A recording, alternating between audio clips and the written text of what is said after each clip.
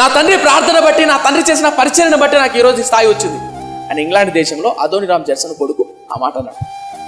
నువ్వు ఈరోజు దీవెనకరంగా ఆశీర్వాదకరంగా ఉన్నావంటే యవనస్తులారా, నీ తల్లి నీ తండ్రి ఒంటరిగా మోకాళ్ళ మీద పడి మొరపెడుతుంటాడు. వాళ్ళు కడుపు మార్చుకొని వీళ్ళు మార్చయ్యా అని అంటారు.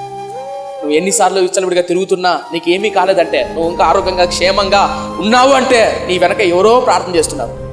నీ భార్య కానీ నువ్వు విచ్చలవిడిగా తాగి తిరుగుతుంటే, రోడ్ల పడి పడుతుంటే, ఈగా నువ్వు ఉన్నావంటే ఆరోగ్యంతో నీ భార్య నీ కొడుకు మోకాళ్ళ మీద పడి ఒంటరిగా ఏడుస్తుంది. కాబట్టి రీసెంట్గా ఒక తల్లి ఫోన్ చేసింది, 16 నెలలు బతుకుతుందంట, చెస్ట్ క్యాన్సర్ అంట, ఏ దేశానికి వెళ్ళినా బాగుపడేది లేదు.